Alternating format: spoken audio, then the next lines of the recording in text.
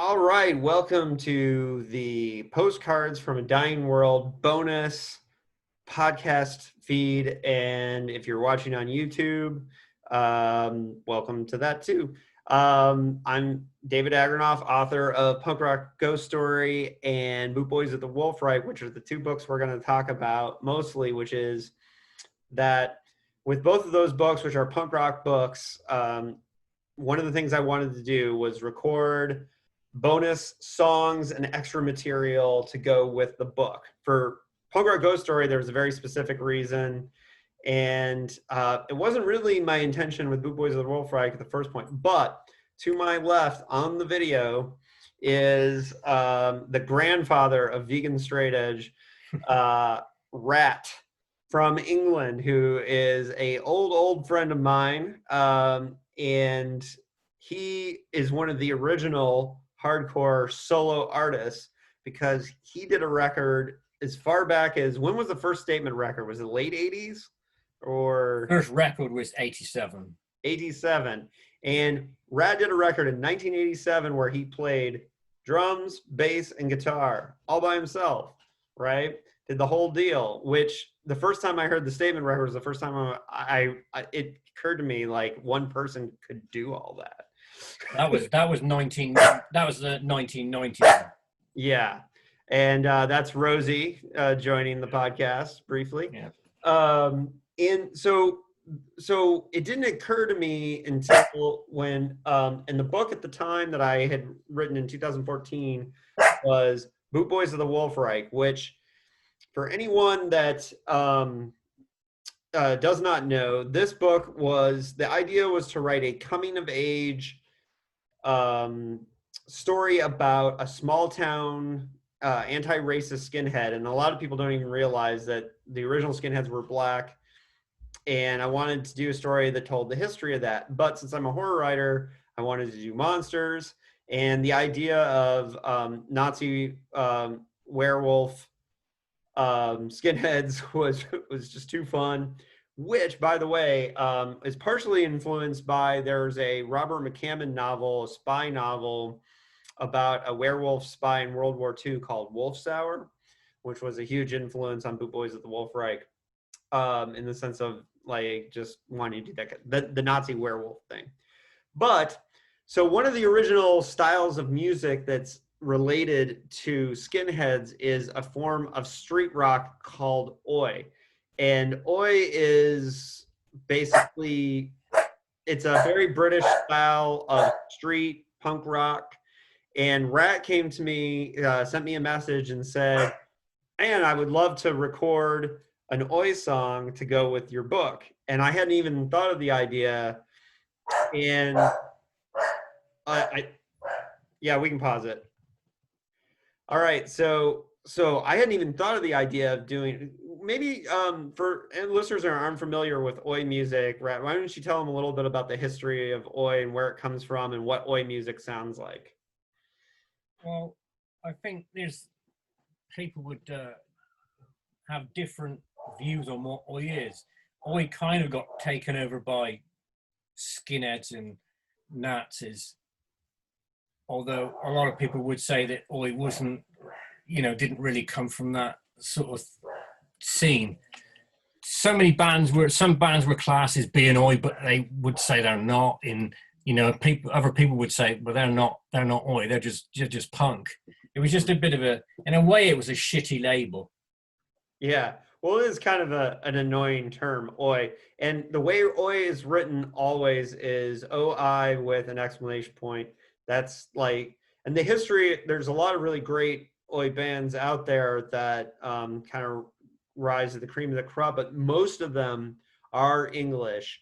And while there are a few like American oi bands like the Anti-Heroes, the Kicker Boys, stuff like that, the best oi bands are very British. And that's why, one of the reasons why when it came time to do the vocals for the Boot Boys from the Wolf Reich songs, unlike when we did the Fucker songs later, which I did the vocals on, it is no question in my mind that I just wanted you to go ahead and do the vocals for the oi songs, because a British voice, I think, is very important to to Oi. And so even though I wrote the lyrics and all that, I never had any intention of doing the vocals for the Boot Boy songs because I always thought a British voice was important to Oi. I don't know how.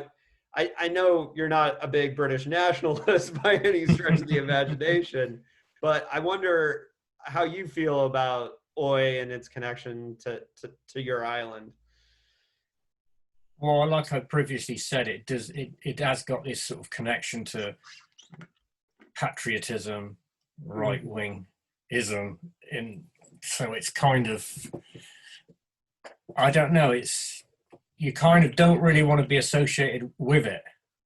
Yeah, but there are, I mean, not all the bands that come out of that are right wing. You got your Blitz, your I mean there are definitely bands like the Foreskins and you know, bands that are shady in that, but there are progressive left leaning Oi bands, Oi Polloi for example, who were all vegan like us, and you know, had good politics. So not all Oi is created equal.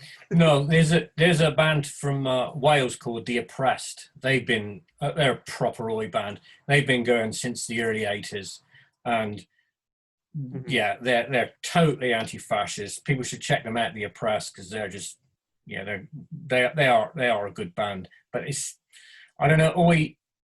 Thing is, as well, some bands consider themselves Oi. They're not racist, they're not right wing, but they still fly a flag and they're still patriotic. And I'm Yeah. just not into that shit. Really Yeah, not into yeah, it. exactly. Well, yeah, like Cockspar, for example, like one of their biggest songs is England Belongs to Me, which, Mm. you know, and I do like Cockspar a lot.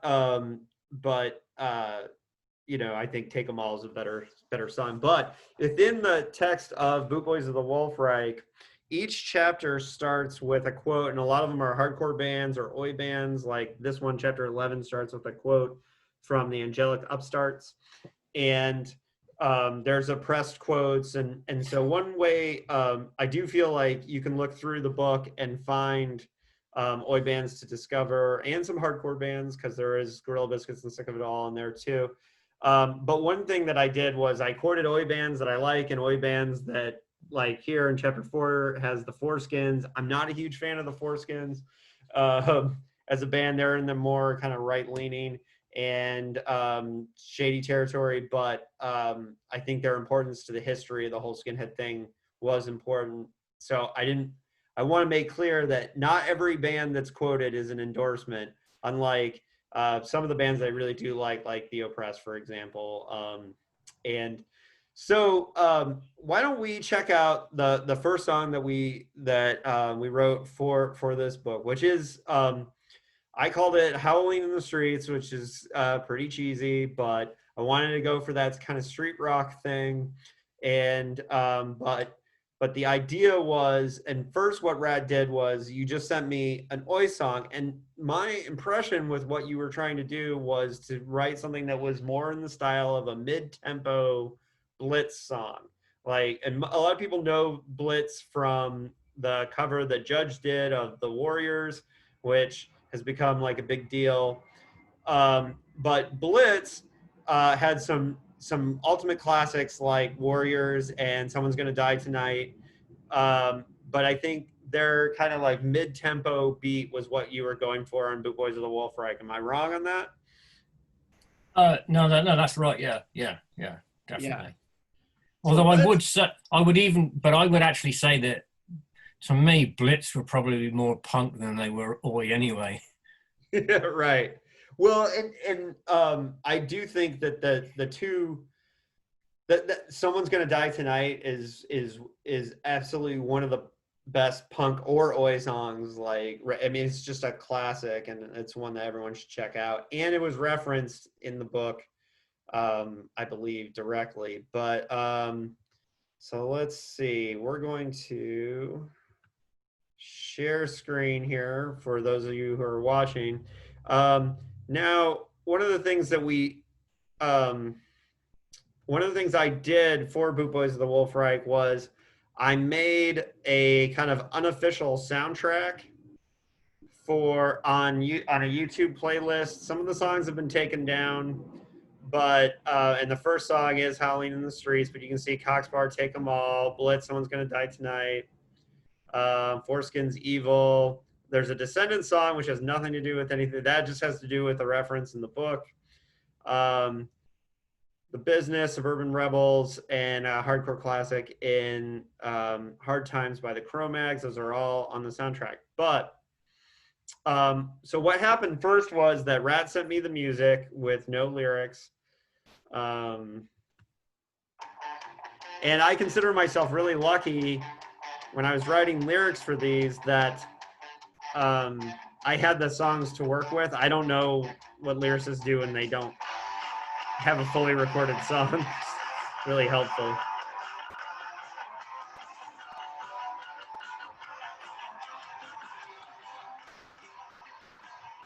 So the video, if you're watching the video, this is the song. The video was made by my friend Magic, and it has like imagery from the cover design, which was done by the amazing Australian cover artist Matt Revere.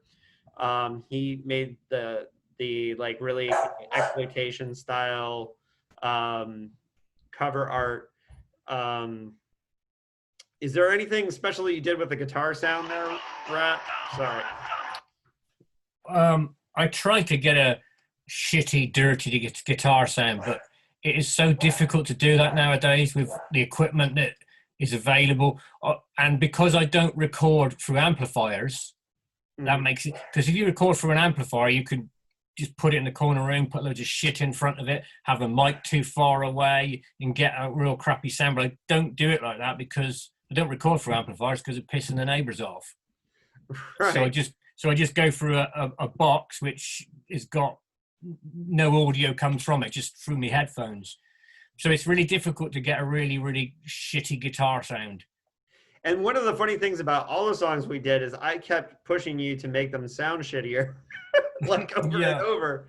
And because one of the things is an oi band recording in the early 80s is going to, like you said, they're going to have like a setup where they're in a shitty studio. They don't have time to record. They're probably recording live. And it's the records sound kind of dirty and nasty. Because you can tell like they're not like Metallica spending 6 months tracking one guitar. You know. See, when we say shitty guitar sound, we don't really mean it sounds shit. It just sounds real and just really raw. Yeah, exactly. And I think what helped a lot of those bands get those sounds, I think it was unintentional, is their kit they used was real shit kit. You know, bad amps, speakers are probably blown, guitars are pretty shit. And they got those, they probably didn't want those sounds, but it made it what it is. That shit sound made those records so good, especially that Blitz. The guitar sound on Blitz is just incredible. Mm-hmm. Yeah, I think a lot of the bands used to use like fuzz boxes and guitar pedals with batteries in them, and the batteries they'd probably be in the studio, keep rehearsing, and the batteries just start going, having less life in them, and then the sound gets even shittier. Which works. Yeah. And so with the so let's pull back the song a little bit and listen to the first verse.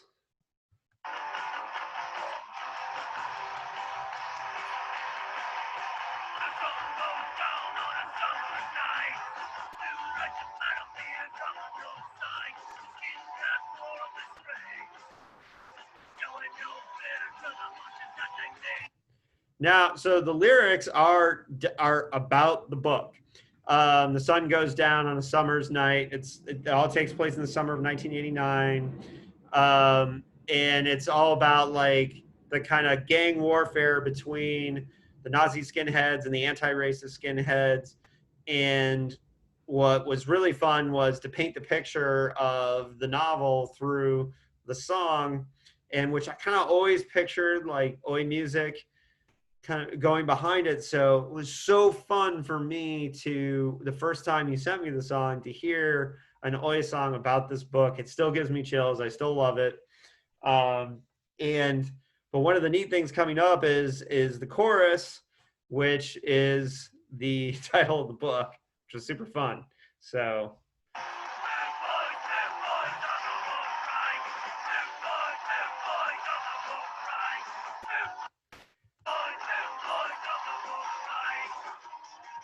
Now, to do the gang, you did gang choruses. Is that just you overlapping yourself a bunch of times? Yeah, Uh, yeah. it was just great because it sounds like a whole group. Like you can picture in your head a whole group of skinheads all decked out, like sneaking into the studio and doing the backup vocals. Is how it would have been done back in the day.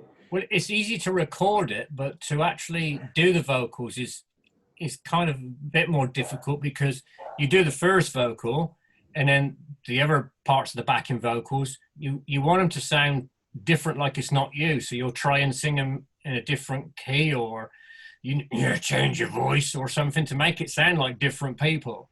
Mm-hmm. Otherwise, it just sounds like you know, 4 or 5 times. It needs to sort of, you need to be able to detect sort of different voices, if you know what I mean. And it seems like you layered them a little off, so they weren't perfect. So there's like one of the vocals might be a little delayed over the other one, and it makes it sound organic. We and when we get to the fucker songs, because we recorded the vocals, that's what we did with some of the gang vocals. And in fact, um, when we get to it, we also recorded a live version of God Hates Sports, and that was when we really got funny with doing things in the studio with the vocals. So we'll get to that because both of us had to do all kinds of weird things to make the song sound like a live version. But and so this little guitar lead that you do after the chorus, let's listen to that.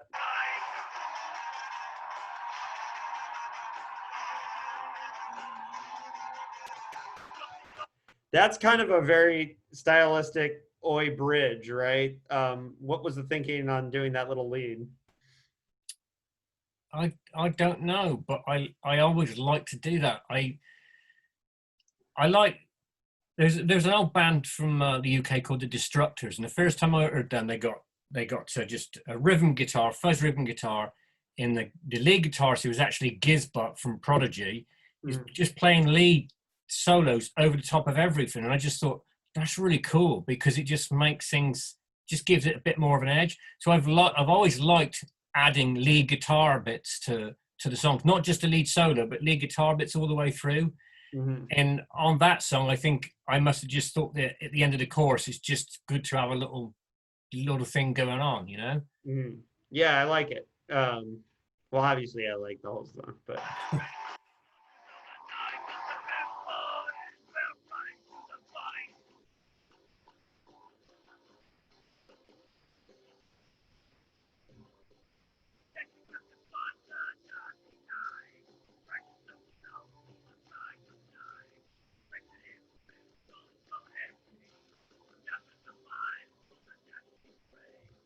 so the second verse is where you get more into the like urban warfare parts where he talks about the skinheads actually fighting and stomping each other and doing all that fun stuff.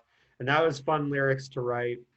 And so what I did and how I wrote the lyrics for this, and like this is where I say I can't imagine writing lyrics if I didn't have a completed song because I've always been lucky to write lyrics for the most part based on completed songs and because I haven't done a lot of bands. Um, but what I was able to do was just play the song over and over and over in my headphones and have a notebook out. And I would sing the parts the way that I thought you would do it. But at the time, we didn't talk online as much, so really we were sending each other messages through Facebook saying like, this is how it should, how it should be done. And I had to do I think a little bit more of that was Small Town Skin than I did with this one because I think you got it right away. But some of the some of the fun of this is being able to just I had to listen to this like 40 times while I was writing the lyrics, and it was kind of fun to just like get into the head. And the part of the idea was to write as if I was in an old school oi band and write the song in that sense, but also I was trying to think in terms of the characters of the book, which is fun.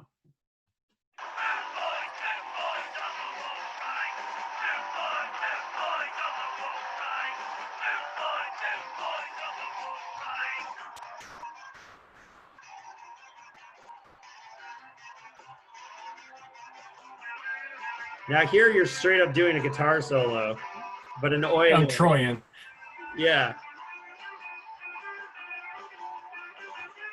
Well, oi guitar solos were always terrible, so you didn't. Yeah. It fit perfectly.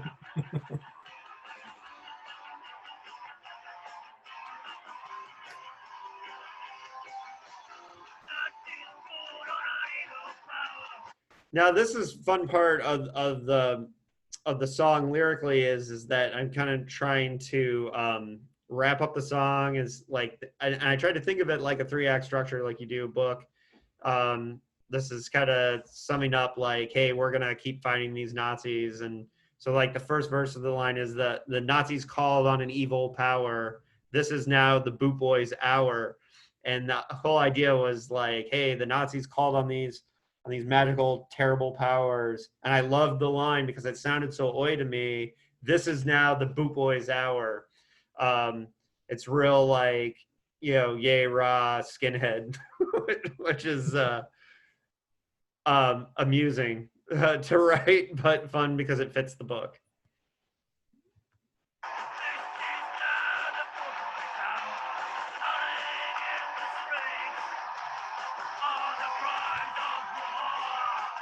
And that howling in the streets is the cries of war.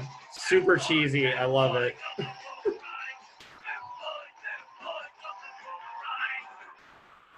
I think I could have actually do a much better job now if I'd done it now than back then. Hey, we could write more oi songs for the soundtrack.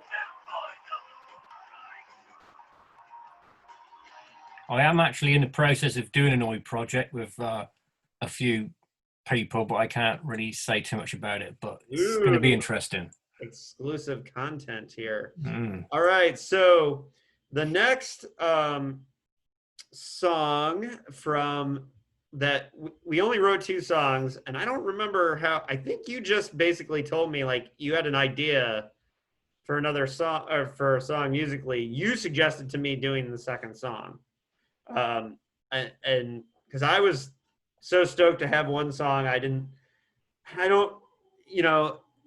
I think you played me the music first. You just said, hey, do you want to do another song, something like that.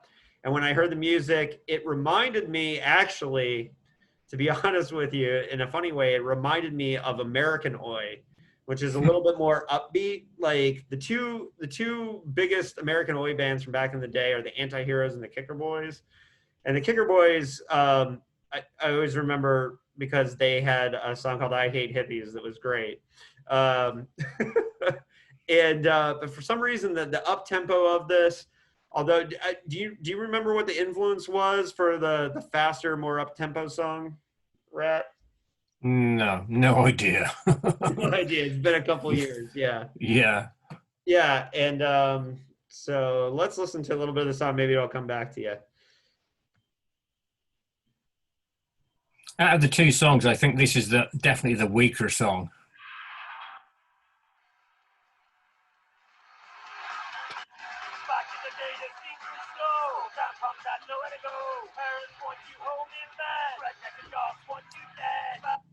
Now, the lyrics of this are even cheesier. Now, so the idea for the lyrics of the song were, now the book is a coming of age novel, which is a big thing in horror.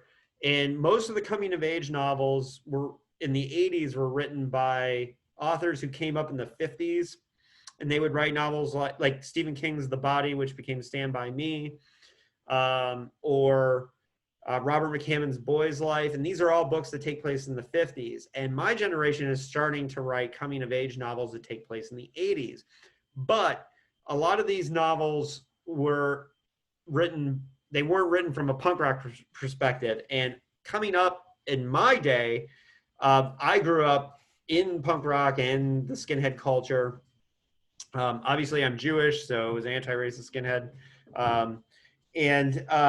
So I always wanted to do a coming of age story. But one of the things that was interesting about my experience as being a skinhead is I grew up in a college town, Bloomington, Indiana. And small, like we didn't have a big skinhead scene. We would have like 3 or 4 people. In fact, in our skinhead scene, there was one point where our entire skinhead scene was 4 dudes who started a band called Stand Alone, and we never recorded, but we wrote 13 songs and played a couple shows. Stand Alone is referenced in this novel, by the way, because it was the same summer. And so, and what the funny thing is we did try to write one like Oi, like typical Oi song, but I don't remember what it was about. But it was really funny because we tried to write this song that was all like working class, like yeah, we're these working class heads, and we were all like my dad's a professor. I never worked a job a day in my life at that point. So it was really goofy. So in this song, I wanted to kind of like deeply is to write about the idea of being a small town skinhead. So the first verse is back in the day, see through slow, small town skins had nowhere to go. And so the idea was to say like this song is about a skinhead who has no skinhead scene because he grew up in a small town. Because the main character of Boot Boys of the Wolf Reich, he grows up not in my town, but Paul grows up in Carbondale, Illinois, which is also a college town. And when he first becomes a skinhead, in the beginning of the book, he has one. He's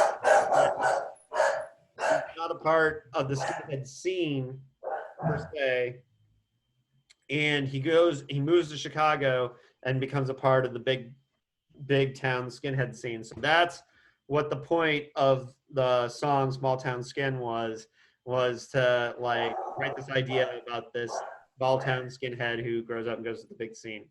I like the beat of it actually. I'm not sure. I think it's the weaker of the two.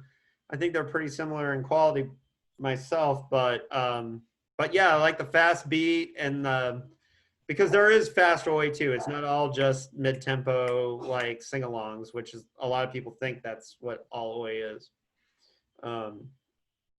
And so let's listen a little bit more.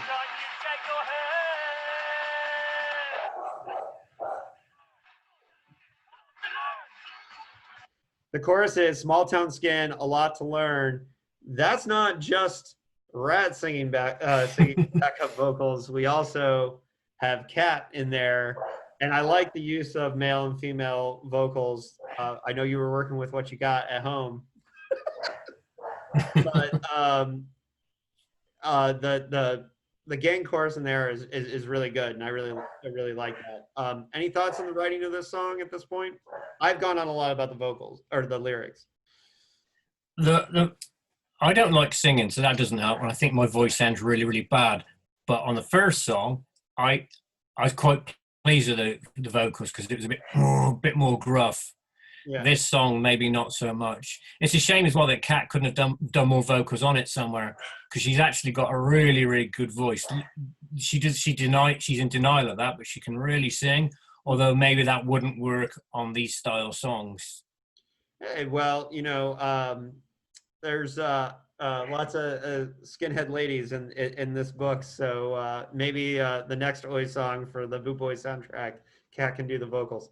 Yeah, no, I think they sound really good there. The chorus, and so the video, by the way, for this song, you can see my friend Larry made this, and what was cool is because the book had been out for a while, the video incorporates a bunch of the positive reviews and blurbs that the book got later. So that's kind of a fun part for me. More of the song.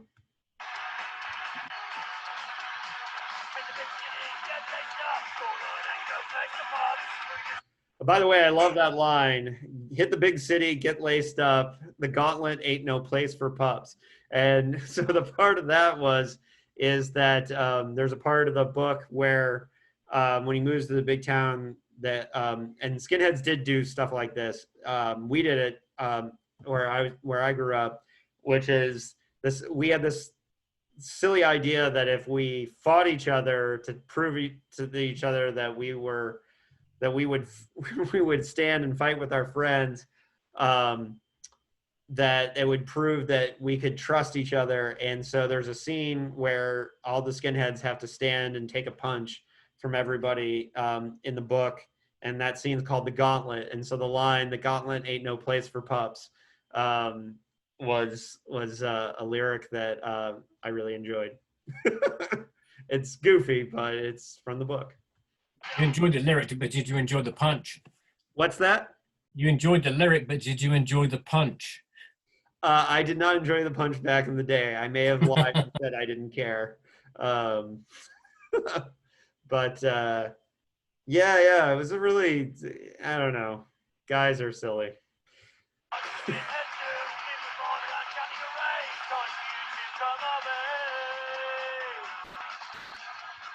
You probably don't really enjoy that little the come of age, but that is a very Oi thing, and I'm pretty sure that like that's the way I wrote it and kind of encouraged you to do it. But it's also like making sure that the verse extends all the way to the end of the beat. I take it, right? I don't know. No, I enjoyed doing that bit, and Okay. if I was better at working out how to sing stuff, I probably would have done more of that. Yeah, that's very Oi, and so I like the melody of that. So.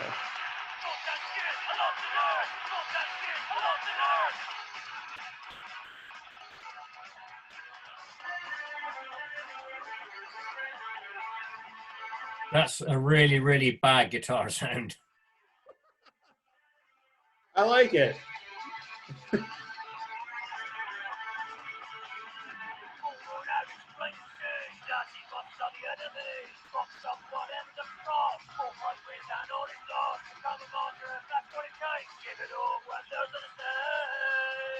See, I wonder whether non-British people can tell that my accent is from farmyard country and not, not from London or anything, where a lot of the Oi bands probably came from.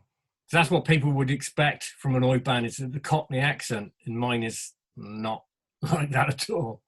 Well, and that's the kind of thing that I think is really fun too. When I first met, the first time, I think it was '94, the first time we actually hung out in person, and Chris, who came with you from England, told me at one point, he's like, "Rat's a redneck." That probably would be the equivalent, yeah.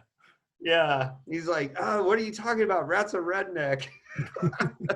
And I always thought that was funny because, like, we all thought just because you were British that you didn't have such a thing.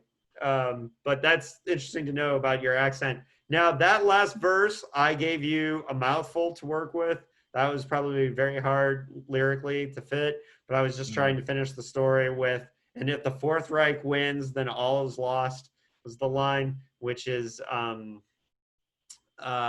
basically the Fourth Reich being the Boot Boys, was the goofy idea that they consider themselves the Fourth Reich.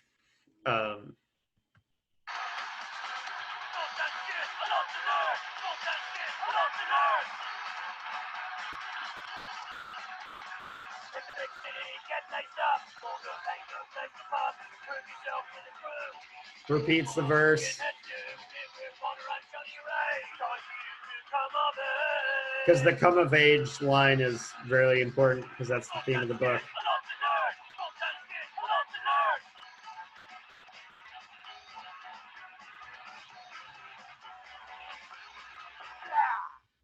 Blah!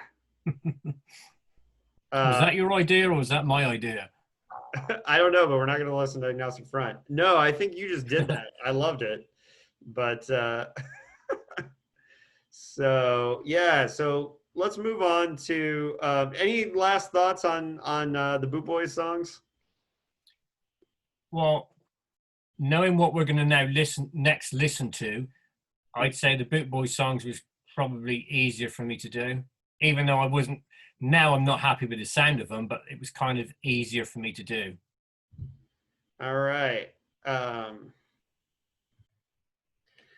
right. So this other book that I wrote, Punk Rock Ghost Story, is a longer story because I originally had the idea for Punk Rock Ghost Story before Boot Boys of the Wolf Reich, as far back as 2010.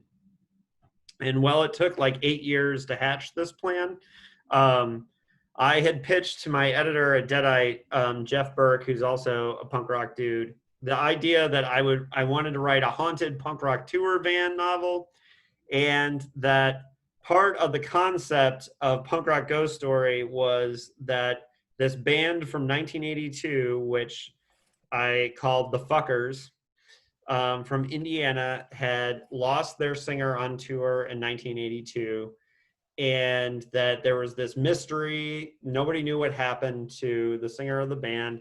And then this band called People's Uprising from 2015 buys the Fuckers punk rock tour van, goes on tour, and then basically it's The Shining meets punk rock, and he's possessed by the ghost of the singer of the original band.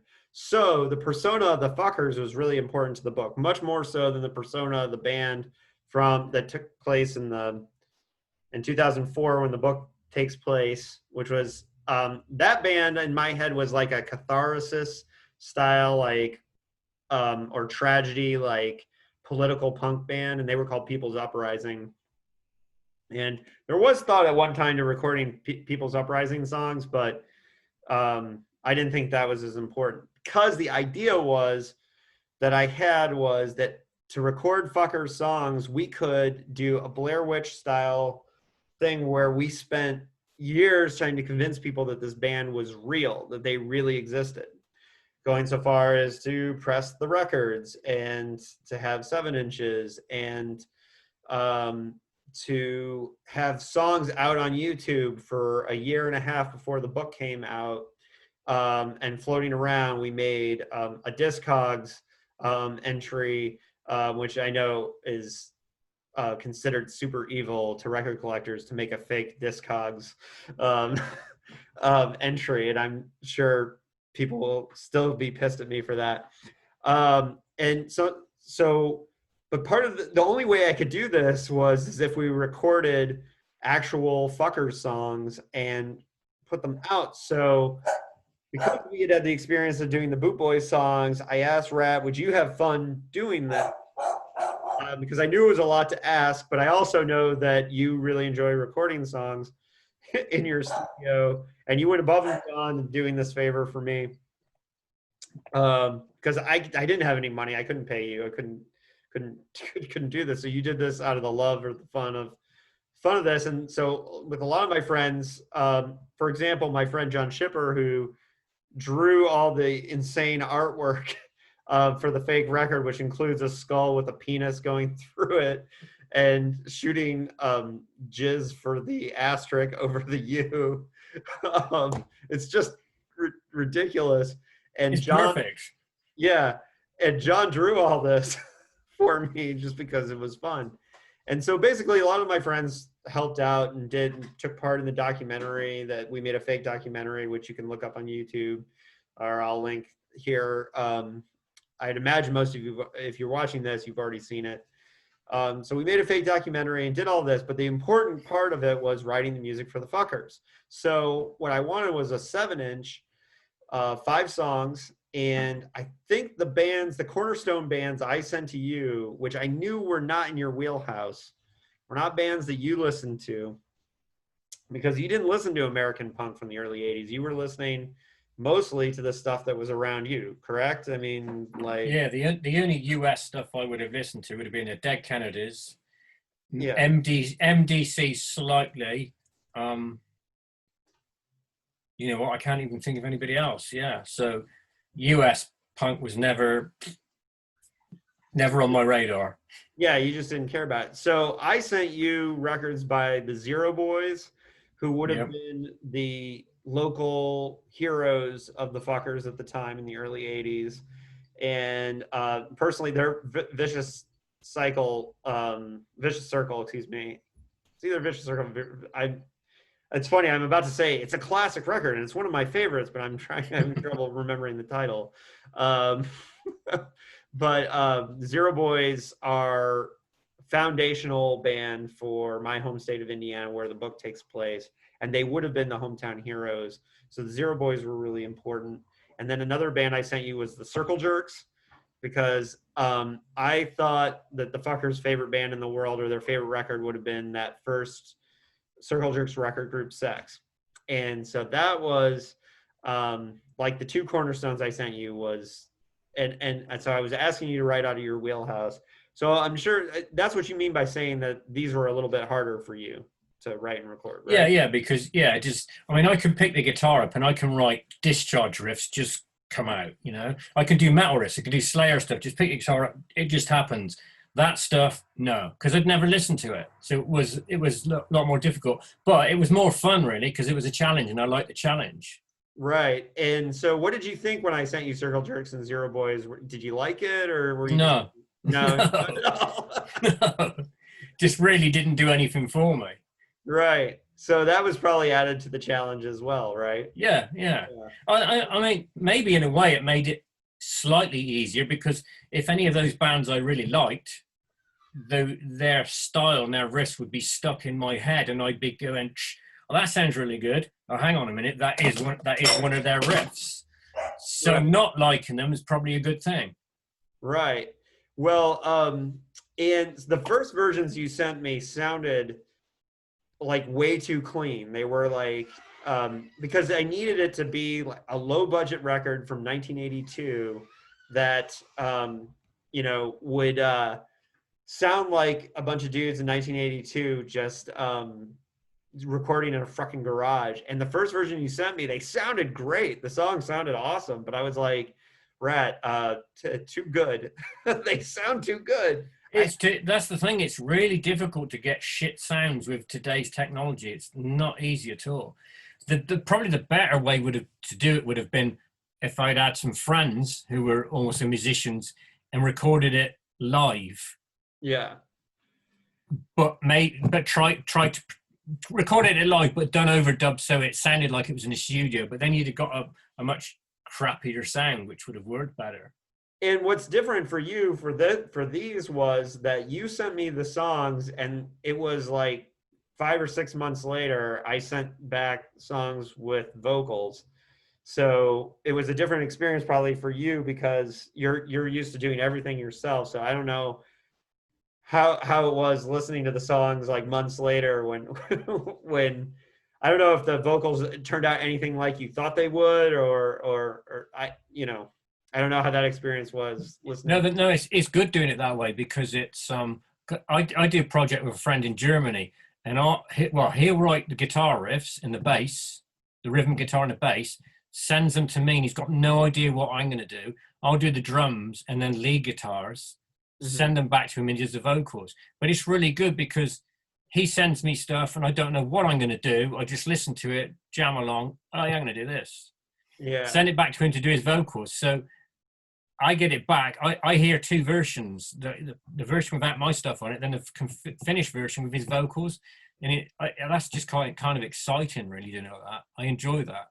Yeah, and for me it was fun every time like a new fucker song would come to me after you figured out the sound, and because for me, like, I had to get into so anybody who reads the book, if the song lyrics are kind of written into the novel, and that was, I had to go back and do that later because I had made up fake lyrics for the band when I wrote the first draft of the novel, but then when I actually had the songs, then I wrote the songs and then had to like kind of go back and retcon the novel to fit the songs, although the themes and the ideas of all the songs were there because I was writing, when I wrote the lyrics, I had a fully formed, Frank, the singer of the fuckers, was a fully formed character in my head. So it was really interesting to sit down and write lyrics like Frank.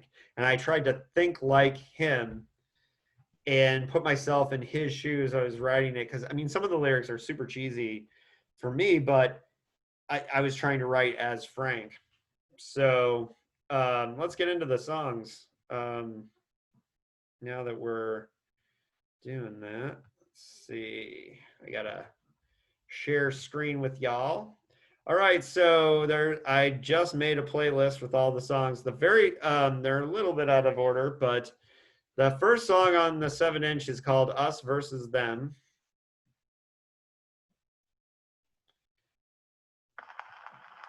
Oh, right away. I think we added the needle drops.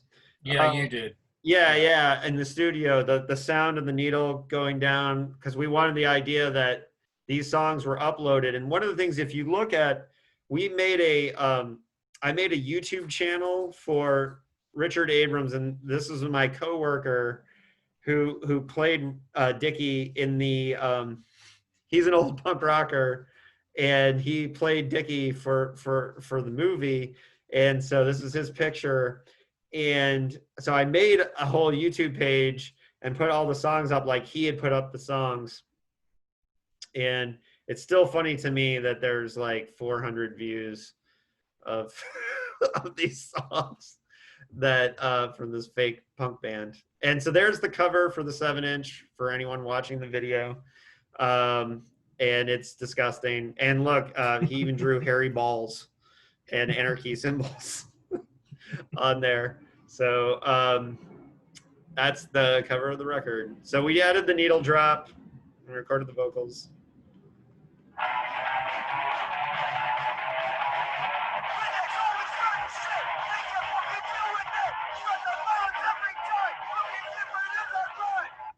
All right, so this song is kind of faster. It's got a kind of faster beat. The lyrics, Us Versus Them, this was a cornerstone song because part of the whole concept with Frank and his character is that he hates rednecks.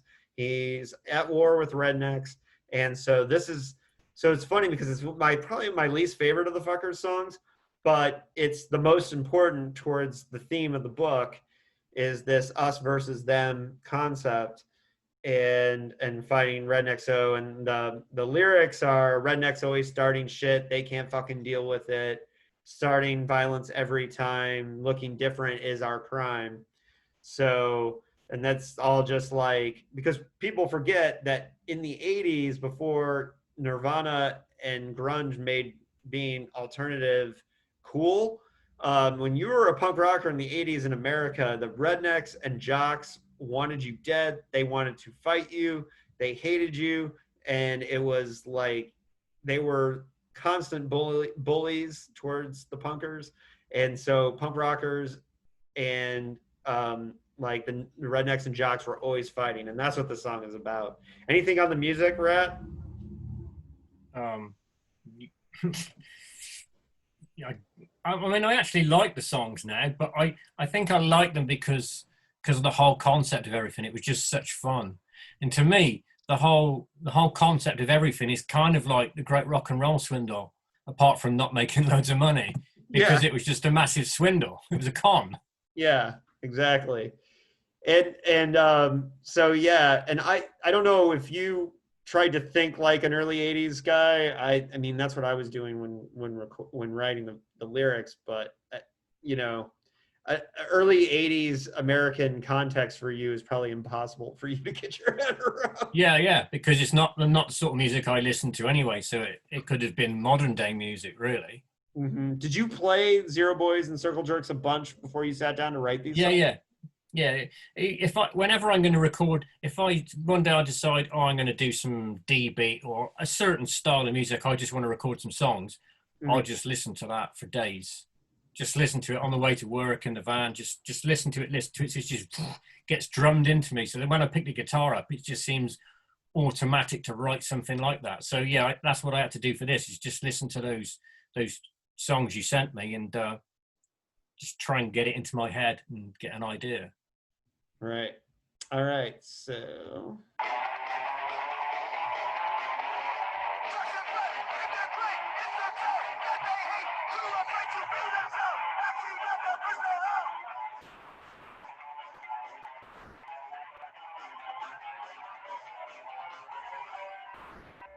Ooh, now the breakdown.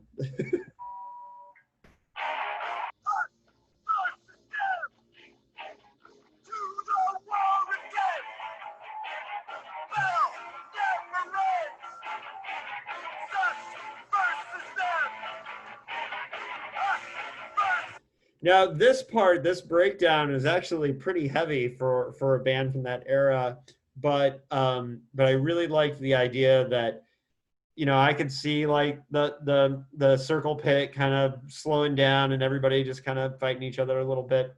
And one of my favorite, some of the lyrics in this really crack me up because they're ridiculous and very funny. And there's a line coming up that is, to me, one of the funniest lines in all the Fuckers songs. Um, listen.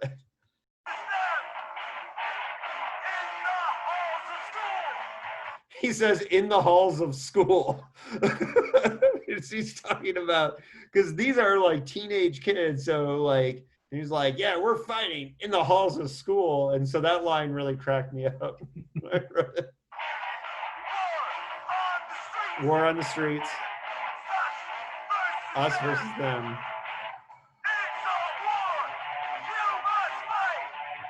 Now this line, this part, "It's a war, you must fight." Now that is a vegan straight edge reference that will go over the heads of most punk rockers, but there was a Syracuse vegan straight edge band in the early 90s called Green Rage. And Green Rage had a militant animal rights song that ended with this very heavy part of the song. It's called Sea of Blood. And at the end, there was a sing along where he said, "This is a war, you must fight." And it was like this great sing along. And so this was an inside joke for vegan straight edge people. This It was lost on me. right. And so the "It's a war, you must fight" was a inside joke. And I knew it would be lost on a lot of people, but I've had a few people say like funny Green Rage reference. A few people have caught it.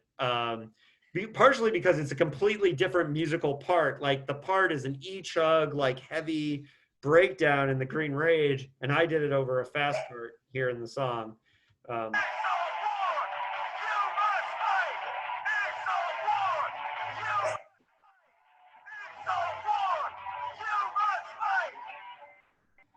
and I repeated it like 30 times. So, but it also fit thematically as this idea that in the book, like he's saying, like, "Hey, this is a war you got to fight." So, any last comments on that particular song? Anything about the recording of the music of that, or am I moving on? Yeah, I don't think so. Okay, now here's the big one. Oh, my favorite Fucker song is "Conformity Factory." Conformity Factory. That is like one of the seminal hardcore songs of my youth. So this is a part of the swindle, and this lyric video is taken from the documentary. And right here on your screen right now is country music singer Austin Lucas, country bluegrass singer. But Austin also grew up as a punk rocker in Bloomington, Indiana. And he's been in a bunch of like crusty like political bands before he started his focus on country and bluegrass. And so Austin was really he was on tour in San Diego doing his country bluegrass show, and I hit him up to do this interview, and he was great, just making up stuff about all of his different bands that covered the Fuckers, and he was awesome. And Austin was a real MVP here. And partially what's cool is that he has punk and country music cred, so it was really cool for me for him to do this. And what's funny is I hadn't recorded Conformity Factory when I did this interview. Wow. But I knew I'd written the lyrics, so when he's saying, "Oh yeah, Conformity Factory," that was a seminal song from my youth. He was just banking that I was going to write a good song. So I really appreciate that Austin brought it here. And Conformity Factory is a lot of people's favorite song from this record. And musically, I think it's the best. I'm not going to name names, but a singer of one of my favorite hardcore bands just in the last couple days told me that it was a legit song, a legit great punk rock song. I'm not going to put him on blast, but he did say that to me the other day. So, No question.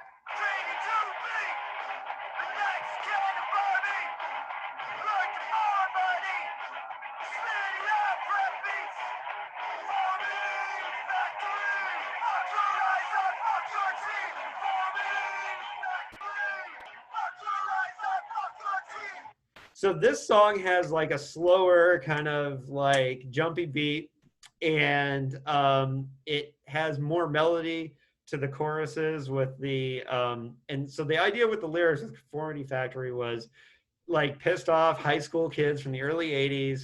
So the lyrics like fuck your Izod, fuck your team. Like so Izod in the early 80s was like this preppy jock shirt that kids in America wore. And it had a little alligator logo on it.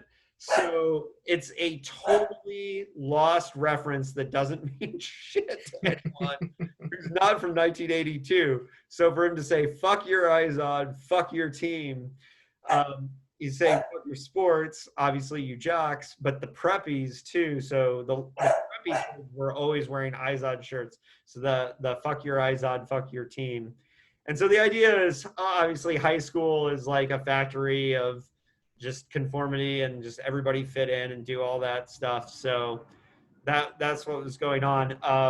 So I do love that the beat of it is slower and mid tempo. Is there anything? I mean, I don't know if you remember anything about writing the music for this one, because I think this is the best of the songs musically. Yeah, I think it is as well. Now I don't really remember because I was listening to the Zero Boys and other stuff, whatever you sent to me at the time, and I haven't listened to that stuff since, so I don't remember what kind of inspired me to do that. I would just listen to the songs and pick the guitar up and just play it again. I mean, because that song is kind of quite the tunes are quite melodic for me. It's not really my sort of thing to write melodic sort of kind of happy sounding tunes, you know. Right. And it does kind of have like a happy like beat, and that's what I think makes it a catchy song. And that's what I think people are responding to and saying that it's a really good song is that it is very, very catchy. And so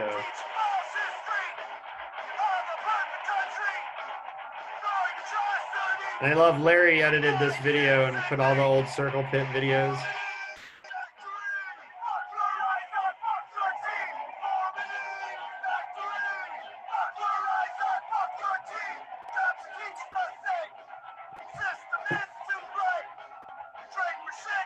Cops and teachers the same. It's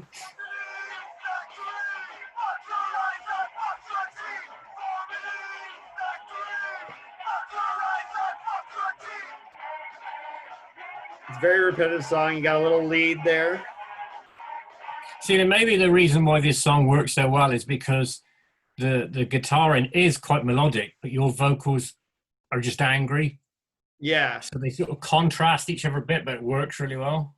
Yeah. Yeah. And that was an idea. And I should talk a little bit about recording the vocals. So I was lucky because I had a friend through actually my football fandom was a friend, Garrett Sisti, who recorded a podcast for the football team that I followed at the time, which can fuck off and go to hell because they left our town.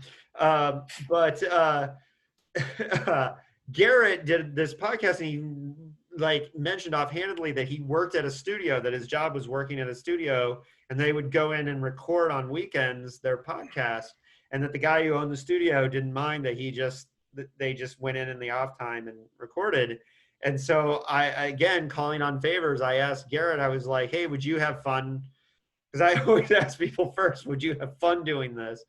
I said, would you have fun recording vocals for, and I told him what we were doing with the fake record and everything. And he thought it was awesome and thought it was fun. So Anthony Trevino, who's my co-writer on my novel called Nightmare City, and Anthony is one of the other hosts of my podcast, Dickheads. Anthony and I went out there, we drove out there, and we recorded all the vocals in one afternoon.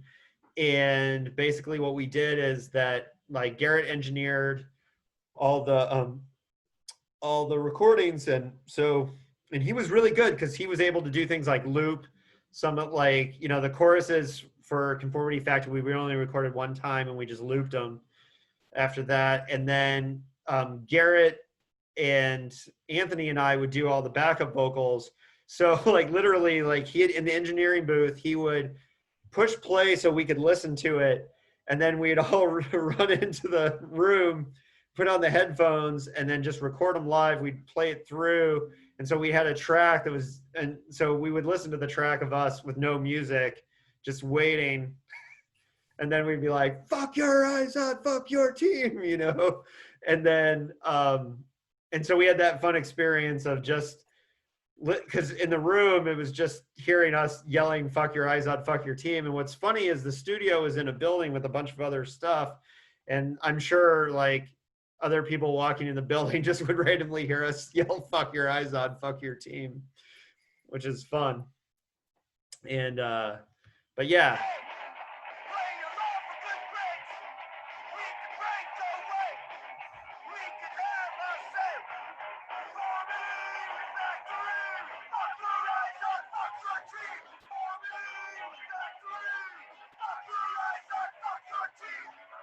Didn't you guys cover Conformity Factory once, or? No, that was the Dirties. That was one of my later bands. Yeah, that was the band I was in when I was 15, 16 years old. Completely improvised there for Austin. So so the next song is God Hates Sports. And what's funny is part of the fun of writing this is that I'm a big sports fan. So but when I was young and into punk rock, I went through a phase where I didn't care about sports because it wasn't cool to like sports and be into punk rock. But this one, lyrically, I had a lot of fun writing. And I do think this is a really good song, too. I would say this is the second best song by Conformity Factory. But listen to this one. It has this build-up with the bass, like that. It kind of has like a little bit of bass, like the guitar slide.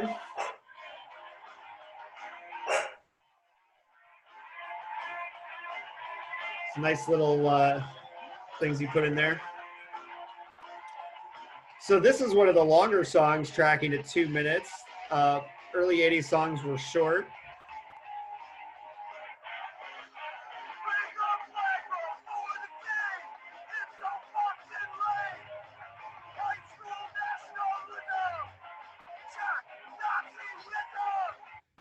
So some of the lyrics, jock Nazism, it makes out sports to be like the worst thing in the world.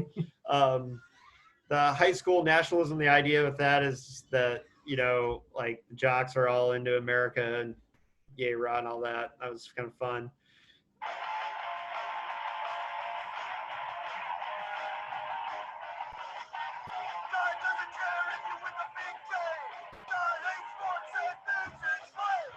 I love that chorus. God doesn't care if you win the big game. God hates sports and thinks it's lame. And so I always love the chorus for this song. It cracks me up.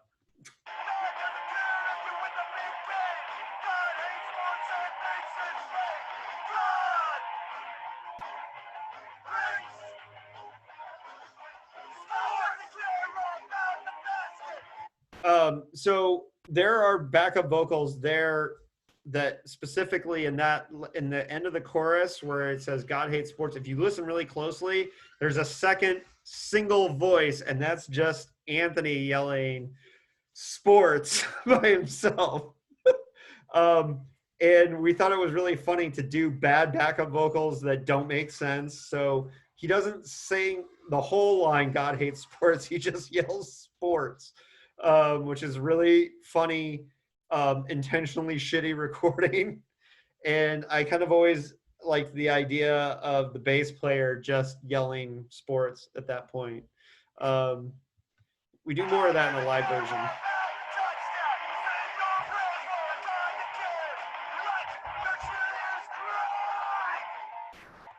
Here's another thing too about God Hates Sports is this, we recorded the vocals in order of the songs. Like we went and did them. And this is when we started to get more creative with recording the vocals and doing shitty stuff. Like I was saying, like recording sports just by itself and just doing that. We're just getting more creative with that because Garrett was showing me. He's like, yeah, we could do this or we could do that. And there are times with God Hates Sports where we intentionally did the timing wrong for the verses. It's intentional, where it's not quite on rhythm with the song. And we first started doing that on this song. And in my head, it was the idea that they were getting tired and just doing a shitty job recording.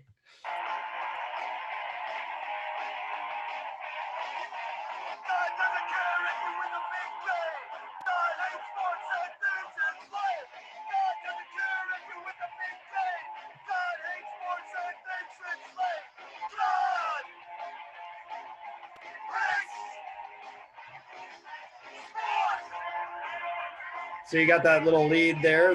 That's very Rat.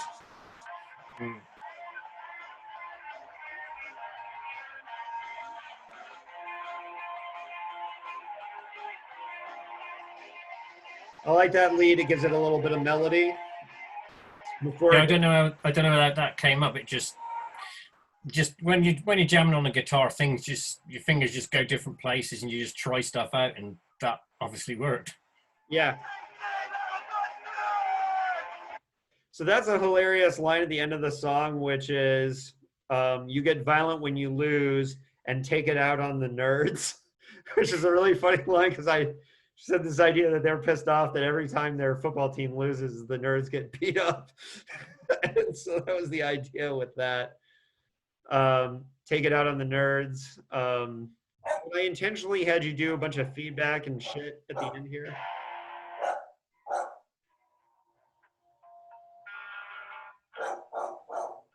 Yeah, the idea in that was just being really unprofessional in the studio, I guess.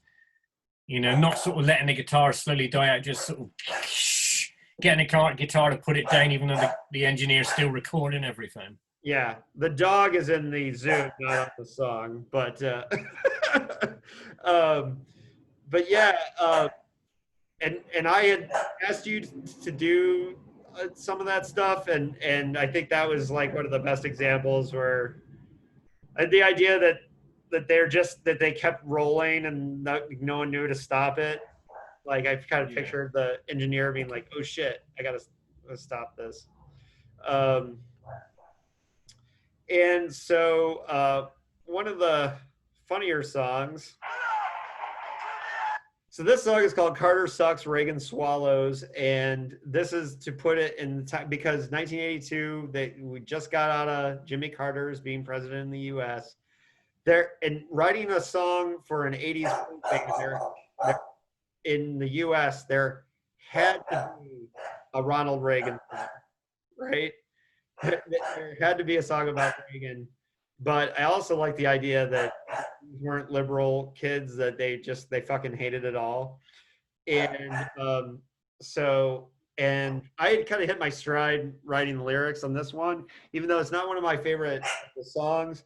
The lyrics are the most ridiculous in this song of any of them, but I think it was genuine punk, early 80 punk lyric. So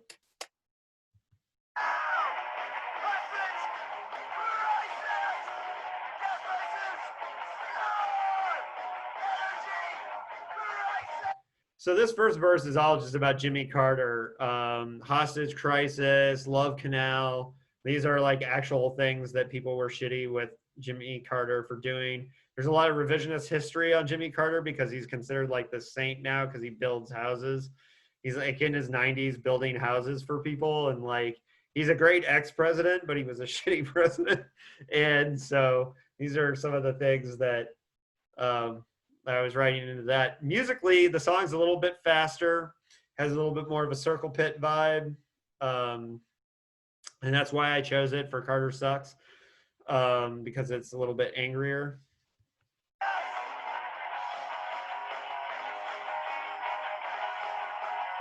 Fun little lead.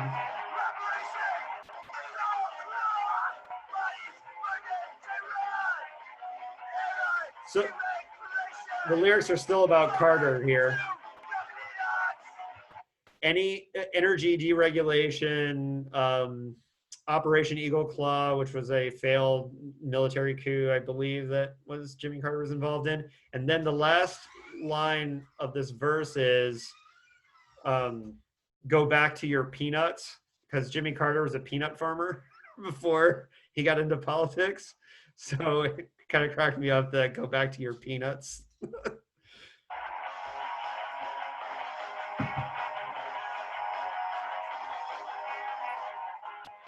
And by the way, this is a really good build up to the breakdown. I'm going to rewind it a little bit. I like the way you played the drums there.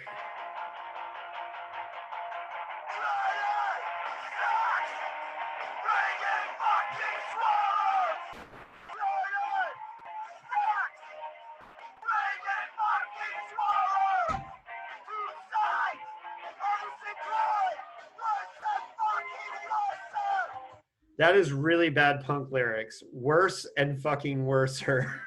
But it cracks me up. And then there's a line coming up that I'm very proud of for bad punk.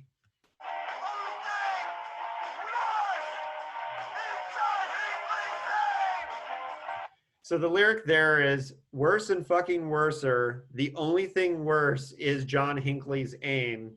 John Hinckley, of course, is the guy who tried to shoot Ronald Reagan, and well, he shot him, but he didn't kill him. So the lyric that the only thing worse is John Hinckley's aim. Pretty proud of that punk lyric, actually. That's pretty good.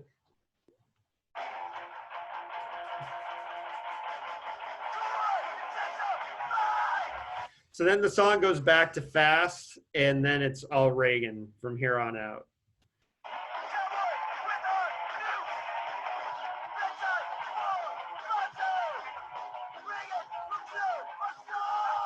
Yeah, Cowboy with Our Nukes, Bedtime for Bonzo. That's a Reagan movie.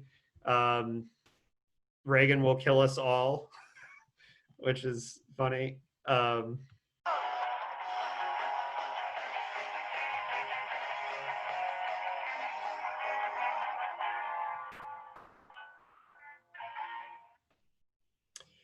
All right, so we're almost done, and the story behind 15-year-old punk kid is very funny. This song is 9 seconds long. I like when punk bands do 9-second or 10-second songs, or Napalm Death, for example, is famous for Dead, which I've just covered just now by saying it. And so I wanted a short punk rock song, and then the idea was that in 2000, the year 2000, I know that makes it sound really science fiction, but back in 2000, I was living in a house with a bunch of vegan straight edge kids, and we did a joke punk band, or a joke grindcore band called Moshed into Oblivion. And 15-year-old punk kid was actually a Moshed into Oblivion song, this exact song. And so I part of the myth of the fuckers is I was trying to convince people who were at that show that the band was real, and everyone, a couple of my friends really remembered 15-year-old punk kid is the best MIO song, the best Mosh into Oblivion song. So the idea was I started trying to convince some of my friends in Indiana that 15-year-old punk kid was actually a cover of the fuckers. That 15-year-old punk kid was on this record in 1982. And a couple of my friends that, like my friend Ian, who Brewdog, who's in the documentary and was briefly in MIO, helped me like tell people that the song was a cover. And so it's a very simple song. It goes like this.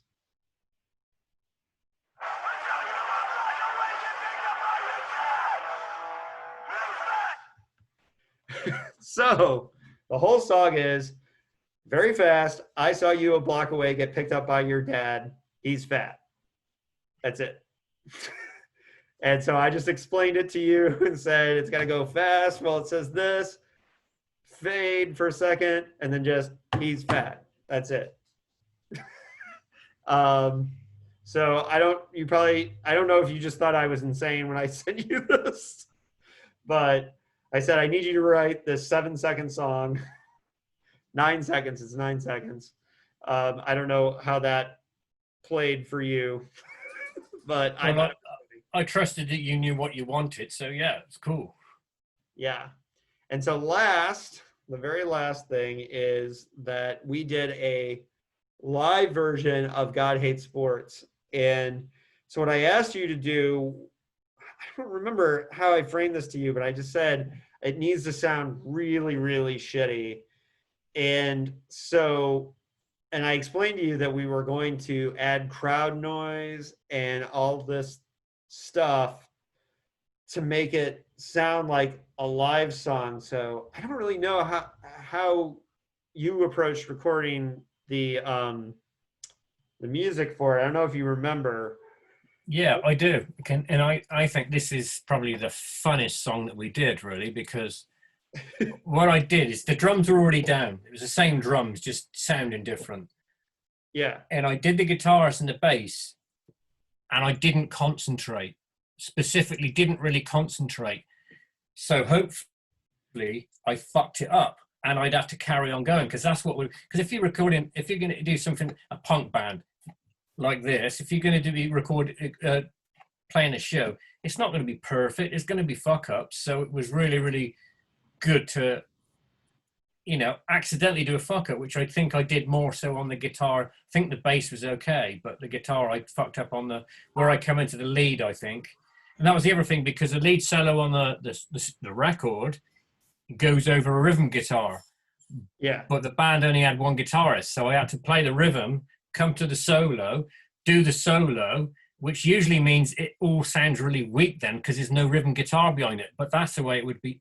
That's the way it would be done live. So that was really fun to do. Right. And so one of the interesting things about doing the live is I wanted to have Frank Fucker introduce the song, but I knew I couldn't do that. Even though I did all the vocals, I couldn't do that because people would instantly know it was my voice if they knew me. Yeah. So Anthony had to do, my co-author Anthony had to do the introduction. And so let's listen to the song now. Now, I should mention that the idea was that it was live at the 930 Club in DC. 930 Club was where a lot of the big hardcore shows happened in the early 80s. There's a famous Minor Threat record that's live at the 930 Club. I think the 930 Club is still there. It was still there the last time I was in DC, probably like 15 years ago. I was there 20 years ago, and 930 Club it's become bigger. I think they expanded it.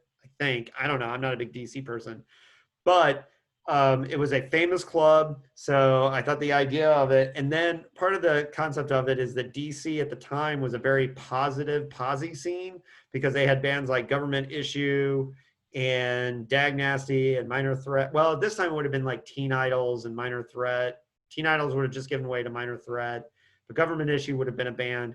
But it was a very positive scene. Everybody was all about being positive and posy. And so the fuckers would not go over well in DC. And so I like the idea that he's like mocking or yelling at the audience for being like straight edge goody two shoes. And so that was like part of it.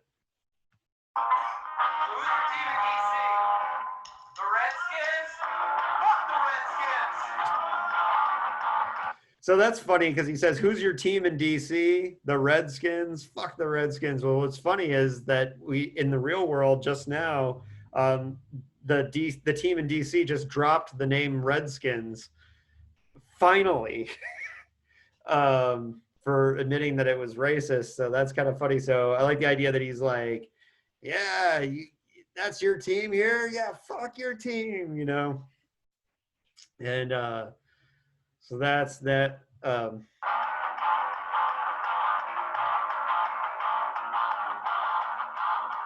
The bass is really loud here, almost louder than the guitar.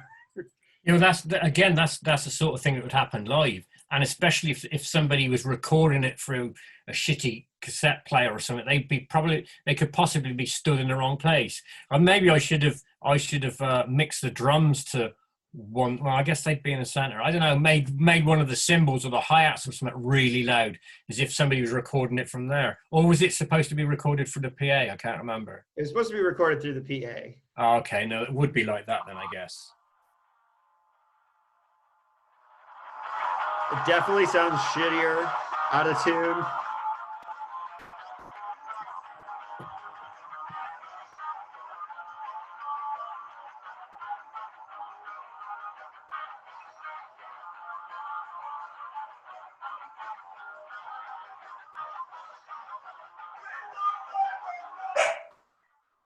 Now there you can already hear my voice cracked intentionally. It says, wave your flag before the game. It's like, I intentionally did it that way. You listen really closely there.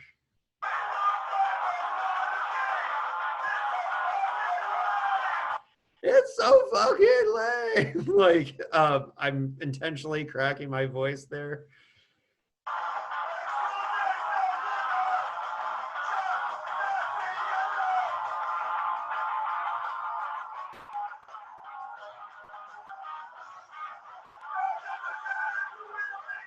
Oh, and there's tons of echo and reverb on the vocals in this one.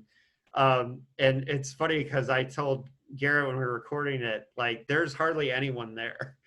Right in the show. So, and then he was like, yeah, let's put a bunch of echo on it. And that was his idea.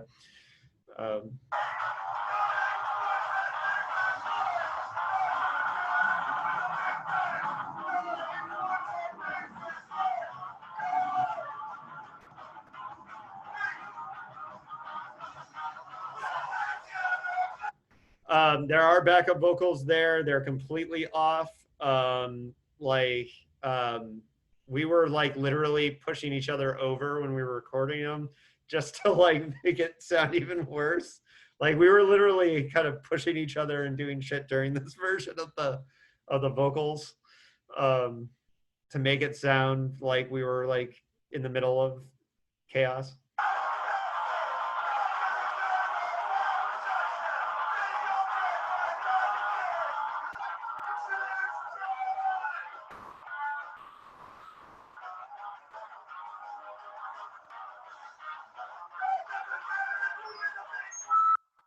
Now there, we specifically added feedback. You can hear it. Like the idea was supposed to be that the microphone is feeding back. And we chose to do, like, it was funny because we thought about actually doing it during one of the record songs because there was one like line that I had trouble with when one of the times we were recording it. And that was the line. So we can go back and listen to that just a little bit. So you can hear the feedback.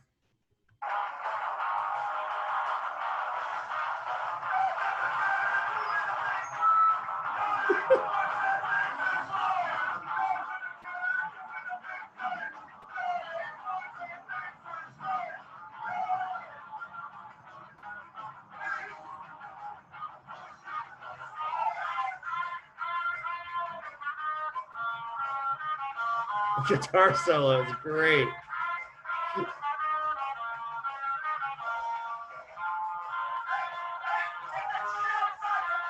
Oh, and that's Anthony yelling, hey, hey, take that shit outside. As if there's a fight going on during the guitar solo. Go back.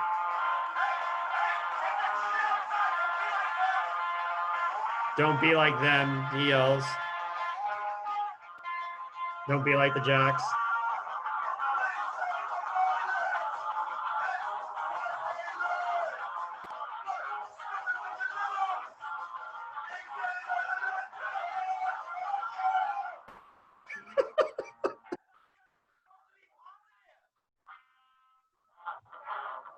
And then Anthony yelling that. So ooh, we don't want that.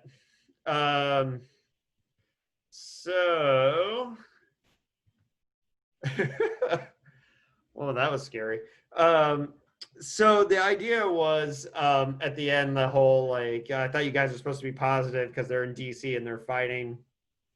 And I just really went for voice cracking and not being able to sing all the vocals on the live track. So that was definitely the most fun for us recording the vocals, because we got really creative and like with the noise feedback and the things like that, and tried to paint a picture.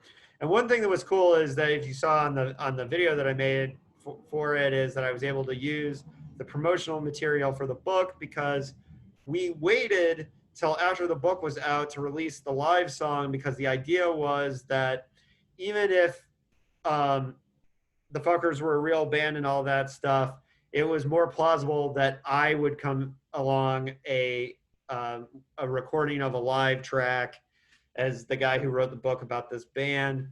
And so, and we held that one off until the book was out, I think, or almost out. I think that live version's probably quite believable, apart from the quality is too good really for a live recording, which is a shame. Yeah, but it's pretty. If any band got a live recording like that, they'd be well happy. Yeah, exactly. But yeah, I think it's believable, and we tried to make it believable with the feedback and just try to fuck things up intentionally. So yeah, so those are all the songs that we recorded for the two projects. It was a lot of fun to do. It was cool to do something creative and different with the books. One of the things for me in doing books like Boot Boys and Punk Rock Ghost Story is that it gives the books more life to kind of imagine, the music as being real. So it was a real gift for me. A thing that you, as my friend, did for me to make this real. And there's very little that an author can do to promote a book. To get 500 views of something that promotes a book is almost impossible. But if you write a song or do something like that, then that will work. And it also, because we were doing the documentary, added credibility to make it think that it was real. And of course, your partner Kat also helped in that, because she played a role in the documentary as Lizzie somebody? Lizzie Plegadelphia, Lizzie, and was great in the documentary. And so you guys both played a role, and I really can't thank you enough for that, because it really adds to the book. And the idea of just making this fake band was super fun. I don't know how you felt. Now, having listened back to all of them, you have any final thoughts on the Fuckers songs? It was just fun. It was just really fun to do, and to see the final, what we'd done, and then the book coming out and everything, and people still not really knowing it. It was fake. It was just brilliant. Yeah, and it did fool people that there was an article in a paper in Indianapolis that talked about the Fuckers as if there was a band that people would remember. Oh wow! And that was kind of the highlight of the fakery, of the swindle, that it did fool a few people. And there's definitely, if you look at the comments on YouTube, there's definitely people saying like, oh yeah, I saw at least one person say, oh yeah, they were a great band and stuff like that. And it was very hard to, I think that for us, like, we're nitpicking it because we're listening to it as the people who recorded it. But I think if you're somebody who is just happening along and just finds a song, that it would be believable. And that's yeah, that was one of the things that was fun about it. I think the two worst things about it was the recording quality was too good, and the second thing that I forgot to say was when I did the labels for the record, I should have got you guys to do it, because I did it too today. Do you know what I mean? It wasn't 80s enough. It didn't really go with the cover. The label should have been some hand drawing stuff with dicks on it or something. Yeah. Well, it was funny because when John did the cover, I just I didn't know just how many dicks he was going to draw on it. but yeah, the anarchy symbols and everything are super great. And John, by the way, is a musician himself, and vegan straight edge people would know him from War Cry. He played guitar in that band. So, Oh, right. Okay. Yeah. and all right, so just to wrap things up, Rat, any of your music you want to promote? Want to talk about any of the projects you're working on? There's a lot of stuff. A lot of Yeah. stuff. If there's anybody out there, vegan strategy wants to do vocals, hit me up because I hate doing vocals. Yeah, I bet there's some people out there that might call you up on that. Yeah.